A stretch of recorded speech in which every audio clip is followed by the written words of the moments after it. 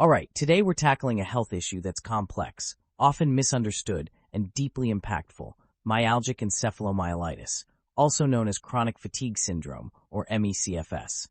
Can we start by understanding what this condition is and why it's such a puzzle for both patients and the medical community? Of course. MECFS is a debilitating chronic illness, characterized mainly by severe fatigue that doesn't go away with rest, along with symptoms like unrefreshing sleep, problems with memory, and concentration issues. One key feature is post-exertional malaise, or PM, where symptoms worsen after even mild activity. What's puzzling is that there's no clear cause for the condition, and as of now, no specific diagnostic test. That sounds like a frustrating situation for anyone affected. Why is it so hard to pin down what causes this illness? The challenge lies in its complexity. MECFS often starts after a viral infection, but not all cases do. It may also run in families, suggesting a potential genetic component. Researchers have noted changes in the immune and nervous systems of people with MECFS, as well as issues with energy production. Some theories suggest it's a neuroimmune condition, or possibly a result of immune system dysregulation triggered by infections or other stressors. What about symptoms? This post-exertional malaise you mentioned, it sounds unique. Can you break down what it feels like and why it's so central to this condition? Absolutely. Post-exertional malaise, or PM, is often described as a crash. It's not just fatigue, it's a multi-system response where everything worsens after minimal physical, cognitive, or emotional exertion. For instance, a simple task like grocery shopping or holding a conversation can leave someone bedridden for days or even weeks. It can involve flu-like symptoms, intense pain, brain fog, or worsening of nearly every symptom. It's the hallmark of MECFS, and a big reason why it's so disabling. I imagine this makes everyday life incredibly challenging. So how do patients even begin to manage this? Is there any treatment that helps? Managing MECFS is largely about symptom relief and energy conservation. There's no cure or FDA-approved treatment yet. Pacing is a key strategy, breaking activities into smaller parts and resting frequently to stay within an individual's energy envelope. Beyond that, treatments aim to address specific symptoms, like improving sleep quality or managing pain, but there's no one-size-fits-all approach. It's all about minimizing the impact of symptoms on daily living. It strikes me that this condition must also impact mental health, both due to the symptoms and the limits on what someone can do daily. Is mental health support part of management strategies?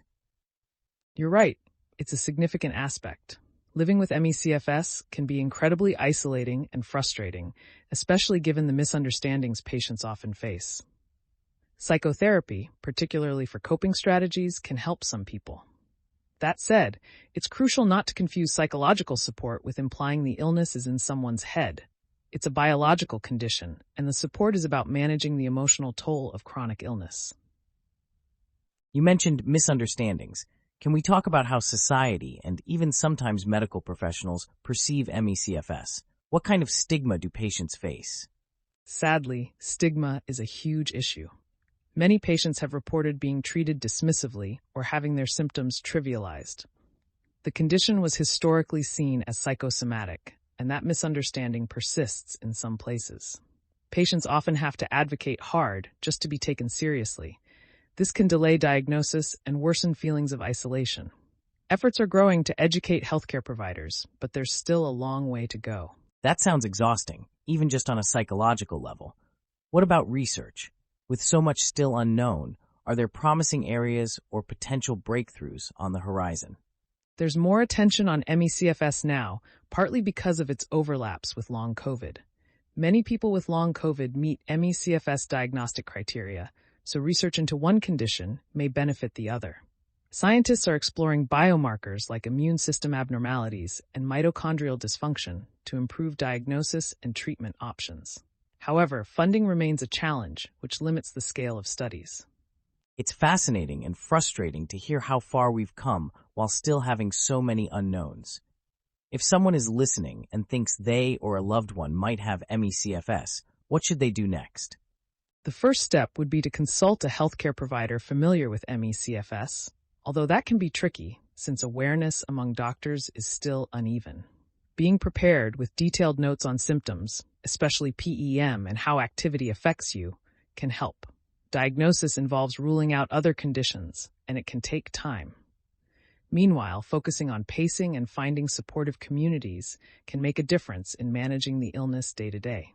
This has been incredibly insightful. Thank you for shedding light on a condition that clearly deserves more attention and understanding. Before we wrap up, is there one takeaway you'd want people to remember about ME/CFS? If there's one thing, I'd say it's this. ME/CFS is a real, serious condition, and it's much more than just being tired.